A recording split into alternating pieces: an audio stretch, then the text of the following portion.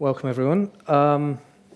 This panel is about climate change. Is it a threat or an opportunity for the global economy? The last year has been extraordinary in the climate change community. It's been a momentous year. We've seen the Paris Agreement come into force less than a year after it was launched last December. We've had deals to limit emissions from aviation and shipping, which have long been outside any efforts to cut greenhouse gas emissions. We've had an amendment to the Montreal Protocol to ban HFCs, which are a far more potent greenhouse gas than carbon dioxide. And in the corporate community, we've had companies such as Walmart and Apple committing to procure all of their energy from renewable sources. There are countless initiatives from US states and local governments elsewhere around the world to tackle climate change and cut emissions. Countries such as the UK and France have agreed to phase out coal. Canada is planning to introduce a carbon tax.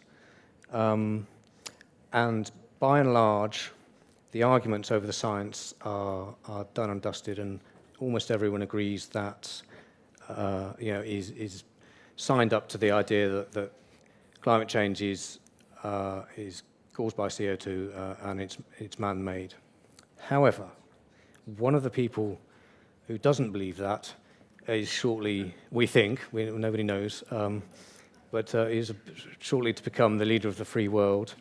And this is just one element of an enormously volatile political climate that we find ourselves in the light of Brexit, Donald Trump's election, obviously, the recent referendum in Italy. And so things are evenly balanced on where we go with climate change. So I'm going to start off by taking the title of the panel and asking each panelist to comment on it from from their perspective. So we'll start with Greg. What do you see as the main threats and opportunities from a policy perspective? From a policy perspective, well, I think give your title, Threat or Opportunity for the Global Economy. The good thing is, I think you'll pretty much see a consensus now across the scientific community, and just leave Donald Trump aside for one moment.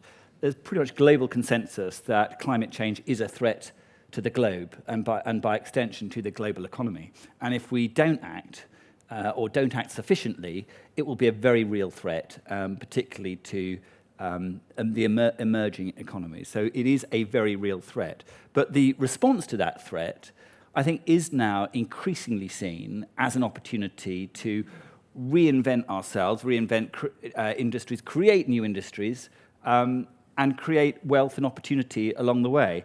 And you mentioned Trump. I think what is a huge relief that he has come along, I think, just too late to stop what I think now is the exit velocity of the low-carbon economy. I think had Trump been elected in 2012, that would have had a catastrophic impact. There wasn't that consensus. We were collectively we were still reassembling after the disappointments of Copenhagen. But now there is sufficient direction, purpose, and leadership from not just Europe, but from China and other emerging economies, but particularly from China, that really Donald Trump, from a policy point of view, can delay, impede, derail, and it remains to be seen whether he really wants to do that, but he can't stop or reverse. So from a policy point of view, I'm quite confident. But what gives me real confidence and optimism is that it's not really policy now that's going to be the biggest driver. It's going to be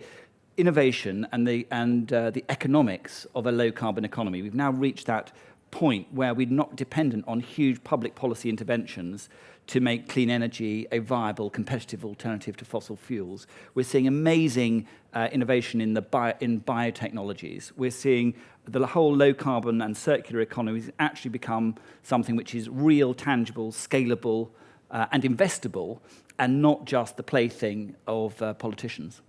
Right. Okay. And Ben, you invest in some of these opportunities. Is this a good time for you and your company, or I mean, do you see dangers? I mean, I've spent 10 years agreeing with and echoing things that Greg has said, and now is no different. Walking here from Waterloo, I don't know if I was the only one who felt like wearing a face mask. I think it's the first time in London that I've actually wanted to wear a face mask because of the level of pollution. Not the by-election on last Thursday. No, that too. We'll stay away from that. But one big environmental voice lost from Parliament for sure. But there are reasons beyond climate change for fixing climate change. The impetus behind Chinese action can, in some senses, be put down to air pollution in cities, and so it's not just the scientific consensus around the threat posed to the globe and the global economy by climate change itself. It's all the peripheral harm that's done by the causes of climate change, such as air pollution. So I think that's a cause for optimism. Clearly, I've set up a business specifically to invest in companies that are either delivering or benefiting from solutions to climate change, and specifically from the more efficient use of energy and also raw materials and water and waste streams and so on. And the economics behind so much of this stuff has now become completely overwhelming, such that I'm also unconvinced that Donald Trump or anyone else from a policy perspective can do much to slow that train down. Someone said it'd be a little bit like Obama having come into power on the promise of slowing down the rise in music streaming in order to save the CD industry. Well, it may well be the same with Donald Trump and the solar and other renewables industry and the broader efficiency story in order to save coal. And it's not just the economic opportunity, it's also the geopolitical opportunity. I mean, Western secular democracies hand about $1 trillion a year over to less favorable places in the world each year in exchange for particularly oil and other fossil fuels. There's a strong geopolitical argument for using that stuff much more efficiently and for investing in and developing homegrown alternatives. So it's not just science and policy, but it's also the economic and geopolitical opportunities as well that are driving the change here. So the future is bright from your point of view. I think there are reasons to be optimistic that it may well be bright. Right. Donald Trump, it's certainly orange. Yeah. Yeah. Sonia, Donald Trump said some time ago, to be fair, that climate change was a hoax invented by the Chinese. What is the Chinese take on the threat and opportunity of climate change? So I think it's clear that China understands the science and the amazing risk that brings to their economy and onto the world. Trump forgets that a lot of the science was actually done by U.S. Scientists, and the Chinese had to be convinced by U.S. administration that they had to do something about it. But regardless, China now understands that climate change is a real threat to their political stability. There are demonstrations across China caused by the air pollution in cities, by the threat of lack of water in the agricultural plains in China that comes from the Himalayas that obviously is melting because of climate change. The science is overwhelmingly giving us a very scary picture of what climate change is bringing. Only in the last couple of months, we've seen 20 degrees of higher than average in the Arctic, which is melting the Arctic at unprecedented rates. So all that is very clear to the Chinese, and they feel that going into a low-carbon economy is completely on the national self-interest.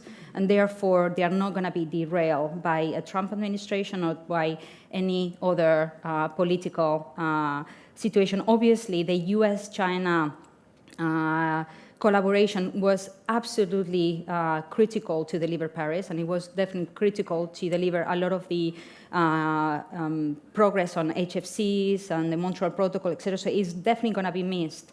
But we need to find alternative coalitions for the Chinese. Where is China? China has committed to pursuing an ecological civilization. What does that mean from their perspective? Is one that brings the economy to a more service economy away from from manufacturing, from coal. They are committing across to address the air quality crisis across their cities. For a very large number of Chinese cities to peak their emissions by 2020, to decouple emissions from economic growth, and we are starting to see that in a number of cities. Shenzhen, for example, is showing very clear progress in meeting air pollution standards by 2020. China has already peaked their coal consumption. It's very clear that has already happened. And we also know that they have invested more on renewable energy than they have invested in coal. So there is a huge amount of progress that China is putting behind and a lot of impetus on climate change and addressing climate change because of their own desire to address the problem. Yeah. And finally, they are putting, obviously, green financing through their One Belt, One Road strategy, right. Exporting, as part of the G20 leadership that they did last year, green financing was very high up in the agenda, so watch the space. Right, okay.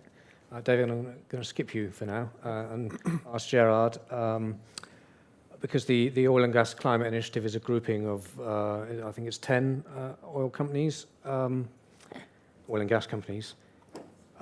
You're right at the heart of this issue as an industry. How does the industry see it? Is it threat or is it something that you can benefit from as well? What is very clear is that the Paris Climate Agreement is a turning point. It is a clear turning point, and it's also a clear clarification point. Now there is a clear objective where the nation want to go, less than 2 degrees of global warming, zero net emission by the second half of the century. So there is a clear direction, and this is very important, and this is very helpful. This is clear. And if there is a threat, to take your word, would be not to see that there is this change of direction and thinking that tomorrow will be like today. Tomorrow will not be like today, as today is not like yesterday. So indeed, I cannot talk for the global oil and gas business because there is many different companies with many different views. But if I focus to the company which are making the Oil and Gas Climate Initiative, which is, as you say, 10 companies from 10 countries, which globally represent about 20% of the oil and gas world production. Those companies fully agree with that. So tomorrow will not be like today, and there is some adaptation which is needed. And what they want to do is to use the power of collaboration to have significant impact on emission by doing practical action. And one practical action, for example, that has been announced last month is that those companies will create collaborative investment partnership, I would say, to develop new technology or to increase the deployment of existing technology that have significant impact on the emission. Now, even say that, it is clear that the focus has to be in a wide range. Indeed, in the future, the renewable energy will have a big role to play. Indeed, they will increase a lot in the coming year. But if you look at what could be the scenario in 25-year time or 30-year time that exists for the global mix of the planet, you see that the oil and gas, and I refer here to the International Energy Agency, a projection to 2040, scenario more than projection, the oil and gas still represent a significant part of the mix, a bit 45% compared to 52% now. So it's not very different. What will decrease a lot will be the coal, less than half. So that means there is a big interest, even in the oil and gas production, to focus on how can we make this production less emissive and more efficient, I would say. And this is one of the focus. Maybe we can come back later on that of the oil and gas climate initiative. Just an example, gas is certainly a much better fuel than coal, for example, for the transition. But for that, you have to be sure that you don't have too much gas leak to put methane in the atmosphere, because the methane by itself is has a very strong warming effect. So one of the focus is to control, and what the focus of the collaborative fund have seen is to control. So Yes, tomorrow is not will not be like today, and those companies will have to take this into account. But I would say it's not a new job for them, because if you look at the history of oil and gas company over the next decade, they have been adapting quite a lot in both business model-wise since the year 60 or 70 is completely different now, and the technology is completely different. So I would say this adaptation is needed, and the important is to realize it and do the action to adapt to that. Right. And Shell is a member of the OGCI. Yep. How does that sort of global theme translate into what Shell does as a company? So I think that it's a good segue from Gerard's last point, which is that this isn't something that the oil and gas industry has just recognised or started to act on since Paris. Shell has, for instance, been an advocate of the implementation of carbon pricing for nearly 20 years. We were one of the first companies that pushed for the EU emissions trading system. We've implemented risk management mechanisms within the company using a shadow carbon value to basically test out our investments for the future. How would a particular investment fare against a regulatory regime that, for instance, had a $40 carbon price, which doesn't exist yet, but that's how we test our investments. So this is something we've been doing for a very long time, and as a result of that, you see the portfolio start to shift over time. You see, for instance, Shell is now more of a gas company than it is an oil company, particularly with the acquisition of BG Group. And the company, like many of the other oil and gas companies, looks at opportunities in the sort of the green energy space.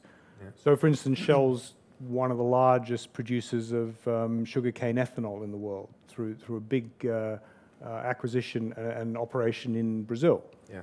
And so I think these will progress because the oil and gas industry operates on the scale that is necessary to provide the world with energy. And it's that scale of investment that's going to be required to turn this whole system around. Yeah.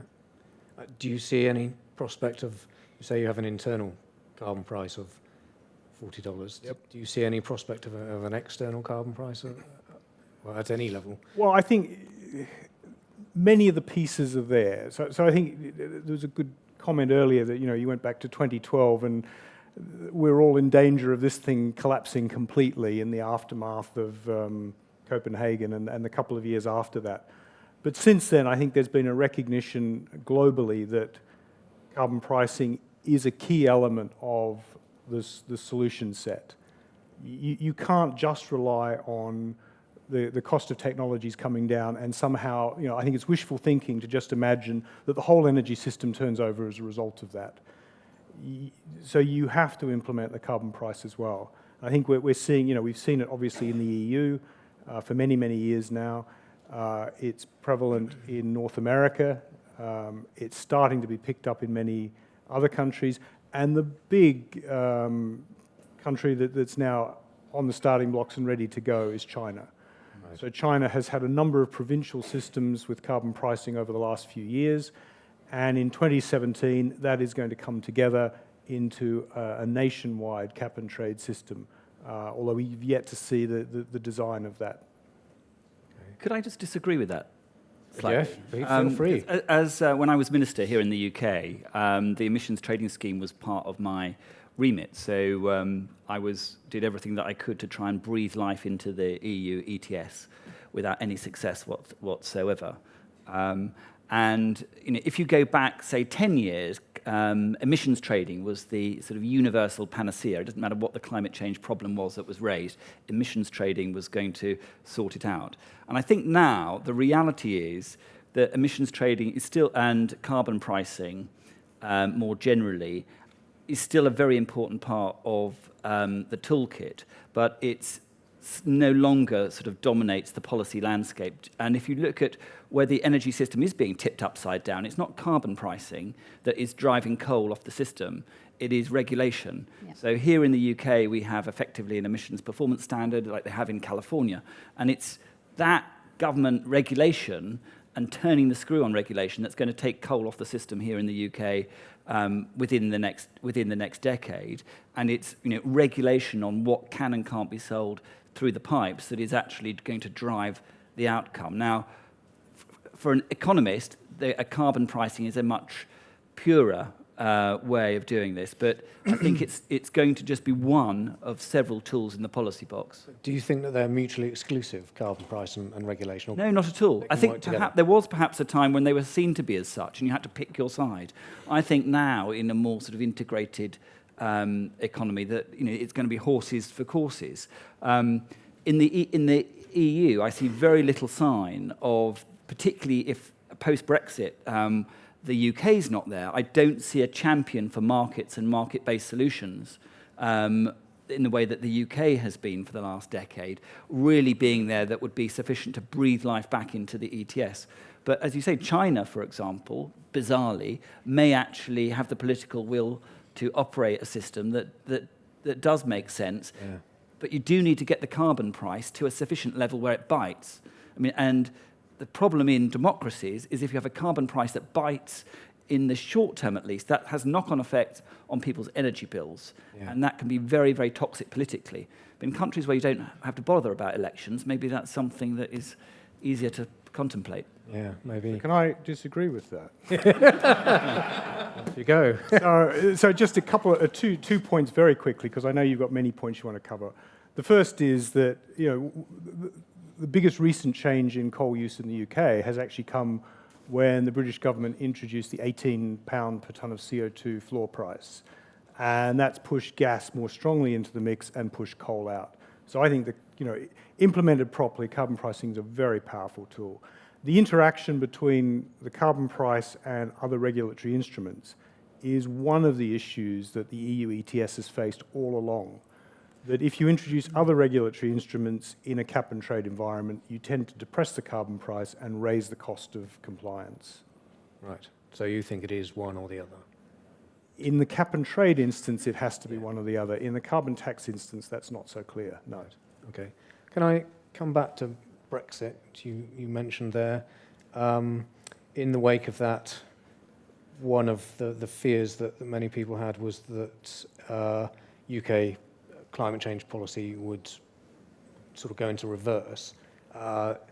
It certainly doesn't seem to have been the case, but what do you think the impact of Brexit will be on both UK climate policy and EU policy as well? I think the reality is it's that the greater danger from Brexit on climate policy is for Europe or for EU rather than for the UK. The UK has our own Climate Change Act here that we brought in with cross-party support back in 2008, and that sets out very ambitious statutory targets that have to be met, which actually are more stringent than anything that the EU has signed up for.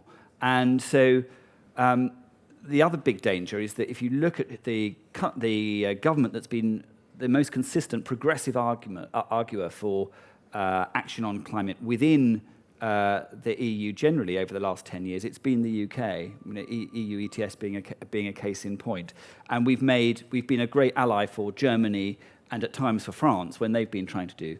And if you take the UK out of that, I think you're going to see the Eastern European countries, Poland is an obvious example, who have big coal reserves that they want to continue to deploy. And I think you'll just see the possibility of some slippage in ambition because there won't be necessarily a leader. And if you look at international negotiations, the EU lead international negotiator on climate, which played a pivotal role in getting an agreement in Paris, is a Brit. And the Brits supply the intellectual capital for the climate negotiations within the EU, and the EU relies very heavily on the UK. Yeah. So that will be a travesty. So whatever complex Brexit EU relationship we have, I very much hope that we will continue to cooperate as closely as possible on climate with the EU, because it's going not just in the interest of the UK that we do that, but very much without being rhetorical, in the interest of the EU that we do. Yeah.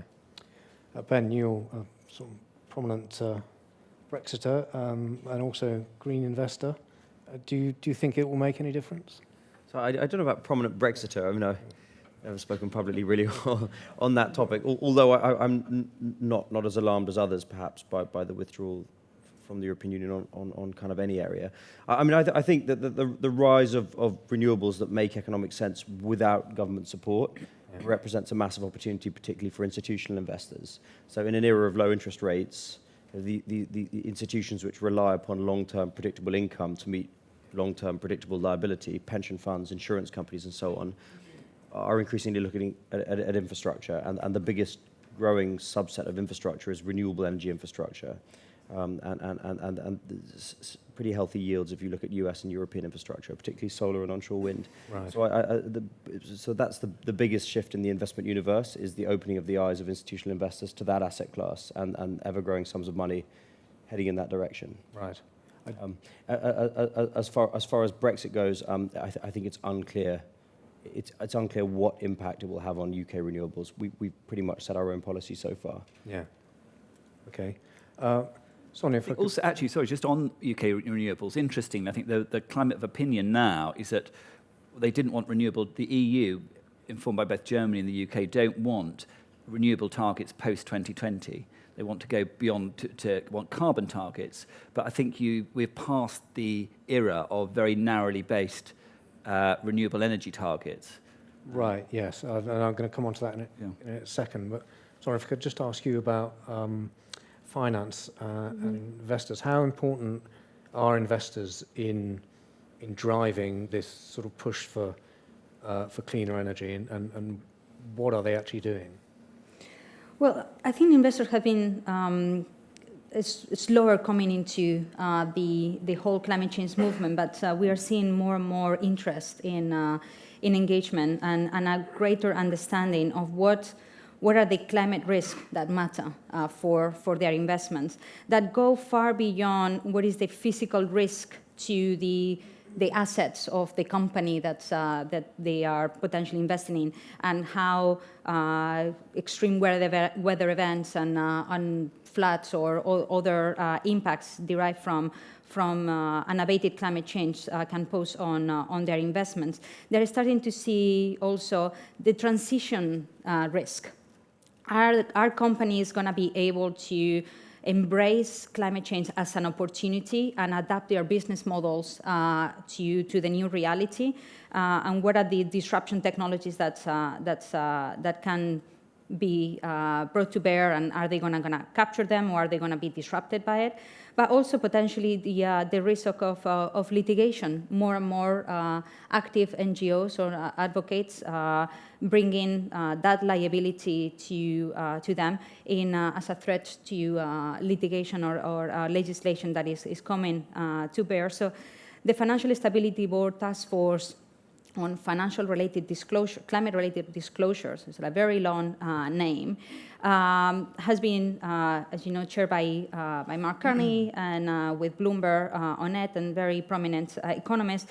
They have their recommendations coming up in mid-December, on the 14th of December, so next week. And it's likely that there is going to be requirements coming up for investors on disclosure.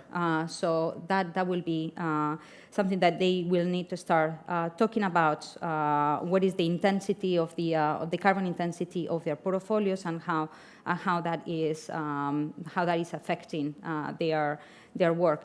Also, potentially there is going to be a need for stress testing their portfolios. What that means is that how robust are those portfolios or those companies versus well below 2 degree scenario if on a policy environment, and that also will be a sea change, and what investors are starting to see to mobilize. There is probably going to be more information on how to invest on energy-intensive industries than perhaps in other sectors of the economy. But I think that those type of because we know more. There has been more analysis and more understanding, and they have been moving earlier, but it's definitely coming. CDP, for example, have produced reports on steel and cement recently in oil and change. In oil and gas, and there will be other sectors mapped out for the benefit of investors. Right. So, David, stress testing, disclosure, does this hold any fears for you? No, I think the report that's released in mid-December will bring hopefully a useful sort of standardization to that process. But this is something that we've been doing for many years. We've contributed to every single carbon disclosure project since the day it started, I think, which was in 2003. One of the very few companies that were in the initial batch, continue to be so. This year, or maybe it was late last year, we released a Shell Energy Transition report, which showed how the company stacks up against a 2°C pathway, and that really, is an evolution from disclosures that we've made over many years through our own sustainability reporting and through the CDP itself. So I think it brings everybody up to where we think we are already, and hopefully, therefore, it's a useful standard for industry. Sure. If I may add something on that, because it's a very important subject, and it's part also of the work that the Oil and Gas Climate Initiative want to do. It's important to be quite transparent about the data we report and the way we report to it. And in our 2 reports we issue already, we give an aggregate number of greenhouse gas emission, of methane emission, of 4 or 5 figure. And we think this is very important because one of the bases, what will make us a success for the future, is if we find a way to collaborate very well between companies, certainly, but between company and also regulatory part. And the basis for this good collaboration somewhere is around trust. And trust is somewhere around a good communication of what we do. So it's something that is also in the gene of the Oil and Gas Climate Initiative, which is recent. Of course, we still have to do much more, but we are 2 years old, is to increase this kind of global reporting about what we do and what we do as a result of practical measurement like greenhouse gas investment and this kind of thing. Right. Okay. Greg mentioned that to some extent the issues in climate change are moving beyond renewable energy. Clearly, there's a long way to go in the electricity sector, but costs are falling all the time. Your former company, Total, has just bought a battery company, for example. So energy storage is on the way to being solved. But electricity is only part of the energy mix. So what is the focus going to be for the next few years, assuming that the renewable electricity side continues to progress? What should we next be turning our attention to? First, don't misunderstand me. We don't have to underscore the place the renewable energy will take in the future. Just is a simple math. For the moment, the new renewable, as we say, like wind and solar, has just a few % of the global mix. Sure. And even if we take what will certainly happen, a very strong growth, it will be, I don't know, 6-10% in 2040. So the rest of it has to come from somewhere, because obviously there is a climate change subject, but there is also the need to give energy to the people. It is clear, and a lot of countries still need energy to fully develop. So I think the important thing for the rest not renewable is to focus really on the energy which is the less damaging for the climate, and this is clearly the gas. Right. This is clearly the gas, and then there is a big subject, the gas around coal. It's easy to say that gas is much better than coal, but for some country like India, like China, it's not easy to put this sentence in application, but it is needed. Sure. It's absolutely needed. And then, if you look, for example, at oil has very specific advantage for transportation. since it has a big energy content. And then the energy efficiency in transportation, all which is related not only to electric car, but hybridation of car, that can bring much lower emission per kilometer or consumption, is a way to progress. And this will ease this transition. The transition will come. At the end of the century, we will have this transition. I don't say we will not have any fossil energy at the end of the century, because we will have certainly some tool to capture and to store the CO2, like carbon capture and storage, for example, or other things. But it will be much lower than now. Can I say something? Yeah. So we have seen that in the US, in Brazil, and in many other countries, energy emissions are coming down as in the US because of the shale gas, and in Brazil because of their mix, and transport emissions are on the rise. So there is more and more. So there is definitely something that needs to be done about the transportation infrastructure in countries if we are to get to grips with climate change.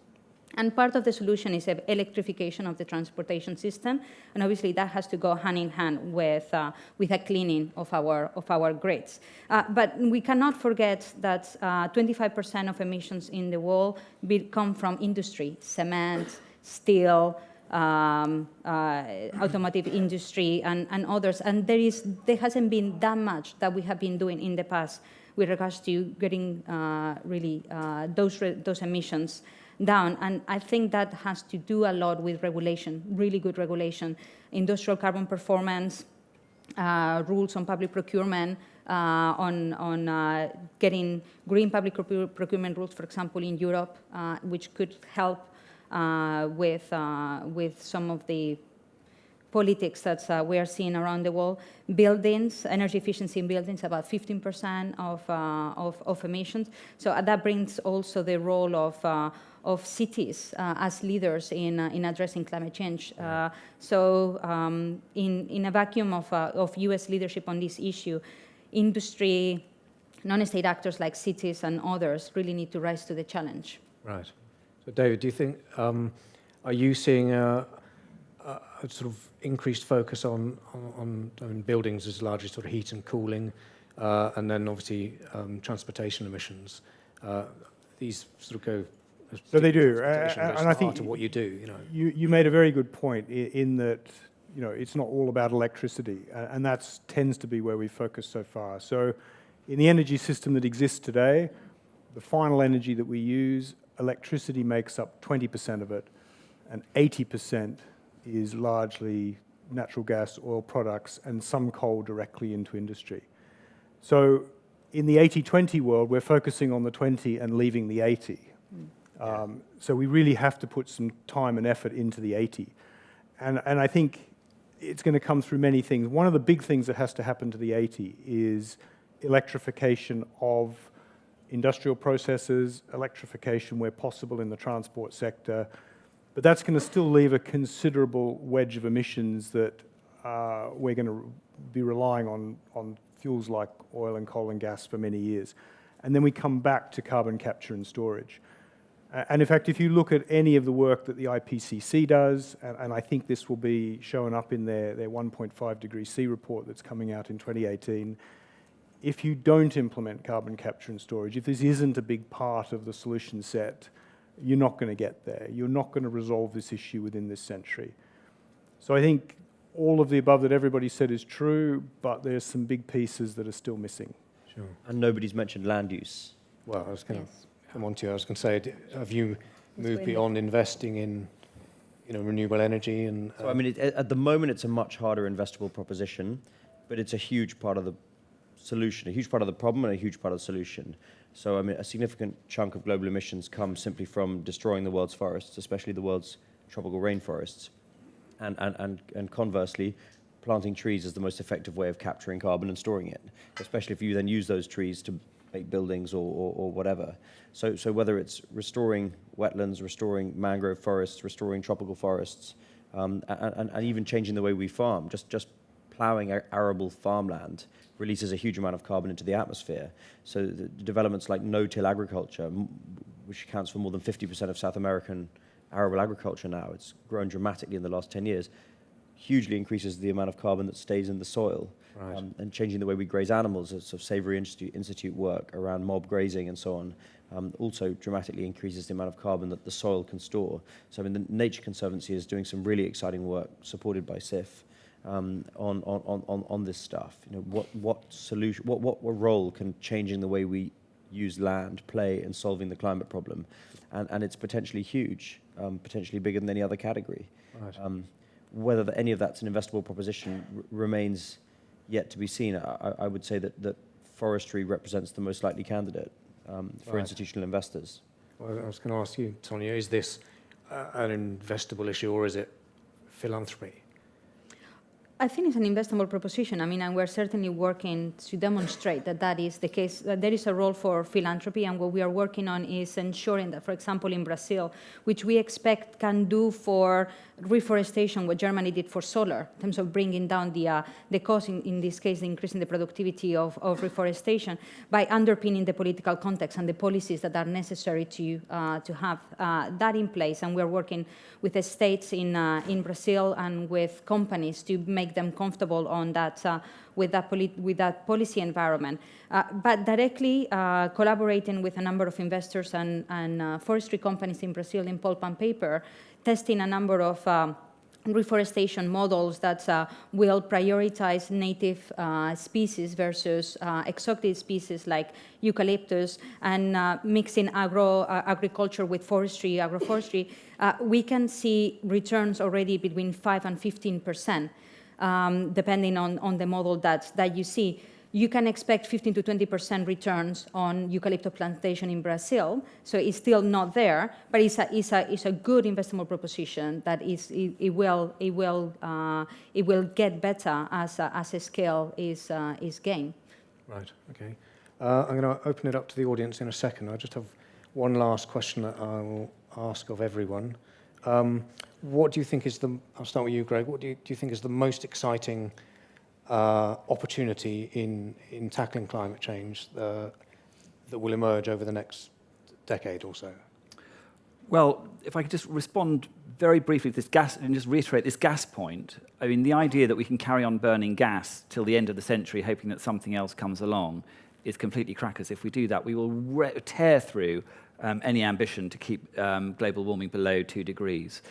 And in the UK, it's anticipated that we won't be burning gas without carbon capture and storage or another similar solution by the 2030s. We've got to decarbonise the electricity supply completely by the 2030s to keep on our budgets.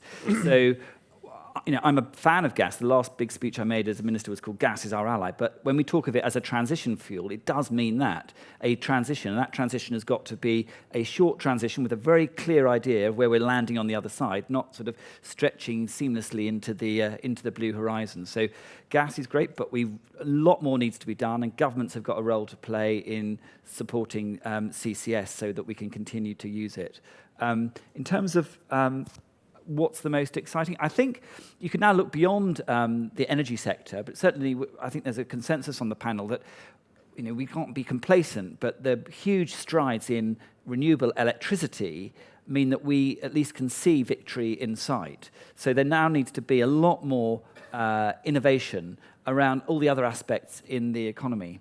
And I was having lunch hearing all about all the exciting things that are happening in the bioeconomy. Right. And huge innovation there, displacing oil products with new, innovative, sustainable materials. And I think it's going to be innovation in unexpected areas that are more consumer-facing, that are replacing industrial processes, that is going to make the next decade really exciting. And it's going to be innovation which it makes commercial sense. It's not going to be a drag anchor on consumer bills or a real burden on government budgets. I think we're going to see a real golden age of private sector innovation coming forward with market-beating solutions. Ben, what are, for you, are the most exciting opportunities coming up?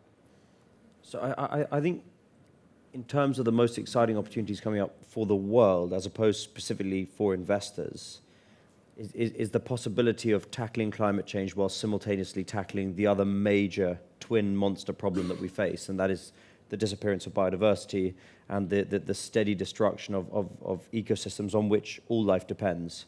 And I think the point I made previously around how fixing up those ecosystems and how turning agriculture into away from being a relentless war on nature and towards working with nature represents a way potentially of solving both of those problems. Because we talk a lot about climate change, we talk a lot less about the steady destruction of ecosystems, and the latter is equally frightening. Right. Okay. Sonia, from your point of view? I'm excited about obviously a lot of things in terms of the technology, and we have talked and touched base on renewables, the electrification of the transport system, CCS and reforestation. So all those are very exciting. I think innovation in all these areas will be really exciting to watch. As with Ben, I'd like to take it at another level. And I do think that addressing climate change head on and use it as a way of inspiring a transformational conversation on what is the future lies if we actually address it, is a positive vision of the future, is one where the air is clean, where the water is clean, where we have biodiversity still in our forests, we have an ability to reforest with native species, where our children can grow in a better environment, where they can be educated, where they don't have to flee their homes. And we know that unabated climate change can make all that at risk. But we also know that the technologies are available and that we have the ability as humanity to do something about it. So instead of being scared, which we should be because of the science of climate change is scary, it is a question of embracing that challenge of intergenerational equity that this is throwing us and embracing a positive future because indeed is a bright one. Right. So, David, what will Shell be leaping on in the next decade or so that they're not already doing? Well, just in the past few months, the company's created a new energies division. That's in its formative stages. It's looking at where it can make a difference in a number of different areas. So we'll see. But I think a company like Shell is going to get more involved, I think, in carbon capture and storage as the years go by. It's going to embrace a broader span of the energy system. And I think it's going to have to. And what I think is exciting, actually, not just from Shell's perspective, but is to see the implementation of the Paris Agreement. David, could I just ask, are the oil companies now, in this next iteration, going to approach renewables differently? Because they made a big mistake in sort of 10 years ago by becoming manufacturers rather than developers. I just wondered, you don't manufacture oil extraction equipment. Are you going to become big solar developers or developers of renewable projects in emerging countries where you've got a similar skill set to developing oil fields? So I think you've raised, just very quickly, I think you've raised an interesting point there, because it's always this rush to, why don't you do renewables? Yeah. And there may be that in our future as well, as it's there now, because because you had a bioethanol. solar. No, but bioethanol is renewable as well. Didn't you? Mm-hmm. But we've just sort of argued that 80% of this problem is not electricity at the moment, and I think there's huge opportunities, for instance, in that 80%, for example, for hydrogen. Now, hydrogen can be manufactured from natural gas with CCS to make it effectively carbon neutral. It solves problems in the transport sector. It solves problems in the industrial sector. It can even solve problems, as the CCS report in the UK identified, in the home heating sector. So, it's not just about, what we might do or not do with solar and wind. Let's think much more broadly about what the energy system really is and get our heads around that. And I think that's when you see the real opportunities. Sure. Gerard, very quickly, anything?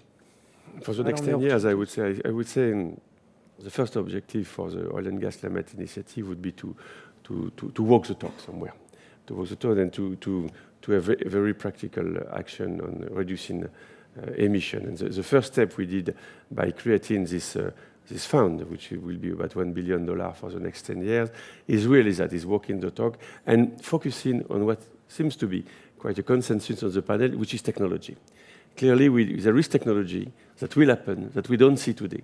And it is important to catalyze this energy to come. This energy will be, of course, in new domain, like renewable energy, like in the way maybe we can handle the cities and many parts, but it will be also in the way we can use our fossil energy today, and I'm focusing mainly on oil and on gas.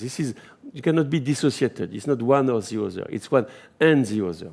So that would be the first objective. And the consequence of that would be for this association to become a trust partner, because collaboration will be the key of success on that, to be able to discuss what can be a progressive transition for that.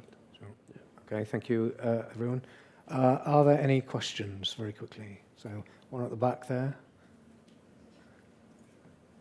Say who you are and where you're from. Steve Podmore, Transform Global. I just addressed the thing you talked about, hydrogen. I've known a company for probably about 7 years called River Simple. And this is a hydrogen car company. Now it's backed partially by the Porsche family or the Piech family. And the problem is they have struggled massively to raise capital for a real great innovation for localized mobility using hydrogen. For 10 years in this space, I have seen countless game-changing projects that have failed to emerge, failed to raise funding to bring them to life. And the real issue is capacity building. We don't just need a few big projects. We need thousands and thousands and thousands of game changers, as well as issues around forestry and land use, which frankly are not that attractive to most investors. So my question really is, where is the game-changing approach to finance that can get risk capital to where it needs, which is the capacity building activity intelligently? Because very few people are interested in it. Very few.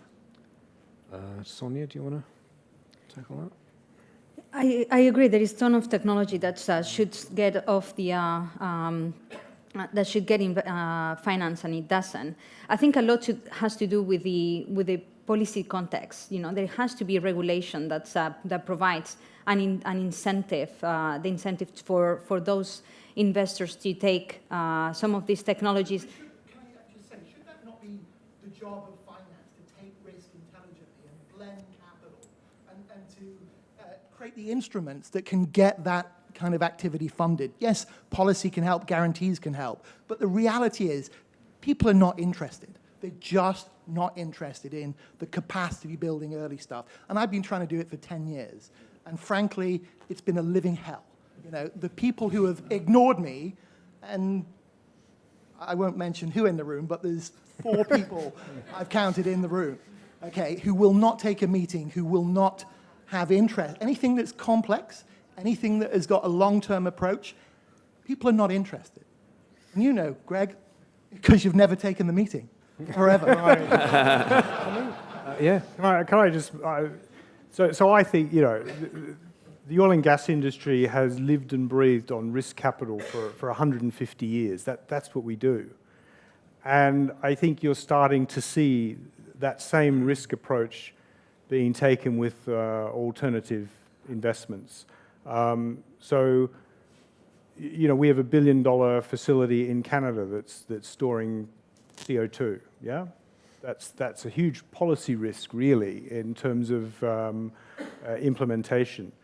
We are investing with a consortium in Germany to build a hydrogen network. So I think it's that sort of scale that you're going to need to make this happen. I think that scale can come from the likes of the oil and gas industry. It's just a question of the long-term pricing and market signals being there to make it worthwhile doing. Yeah. Do you find issues with raising finance for, you know, for things you want to invest in? I mean, look, the venture capital community, particularly on the west coast of the US, have raised some very big funds to focus on what's known in the industry as clean tech. I mean, Vinod Khosla raised $1 billion, and Kleiner Perkins raised $1 billion green fund. And it's been much tougher work than making money in IT, software, some of the social media stuff. A lot of these kinds of businesses are pretty capital intensive. The reason being that if you develop a new solar panel that is more efficient or better, and you've got it in your portfolio, you probably have to pay for the first few projects out of your own hard-raised equity in order to demonstrate that it works, and then over a long enough period that banks will start to lend money to projects that want to also use that technology. And what's happened while people are proving out some pretty interesting stuff, particularly in renewables, is that the older school stuff, the original solar photovoltaic panels, have just got cheaper and cheaper and cheaper and have got the bankability and they're proven. And you've got a second category of investors, which are the big institutions now pouring serious money into deployment. So the venture capital end of it has been very tough, and there haven't been many huge winners. But enough technology has emerged from it that works and is economic that you're now seeing hundreds of billions of dollars being invested in deployment. So yeah, I mean, what can you say? It's tough. But isn't the problem with River Simple that they've built a car, but there are no hydrogen fuel stations? So I mean, is this an investment issue, or I mean, look, or is it about Greg taking the meeting? And I mean, no, Elon Musk has demonstrated pretty well. It's pretty capital intensive building a business that manufactures and distributes cars. I mean, he's raised vast sums of money, and Tesla may turn profitable in 2018 or 2019, but has raised vast sums of money. And there's still a huge question mark as to whether Tesla will ever be able to compete with a Volkswagen or a BMW, or whether those guys will just become the electric car companies. So, I mean, it's often these things really are risky propositions for venture investors. I mean, I would say the right way to invest in venture capital is to do so in a portfolio of approach, make 40 or 50 investments, and keep a lot of reserves in your pocket so that you can press the handful of winners and be pretty ruthless in your approach to the rest.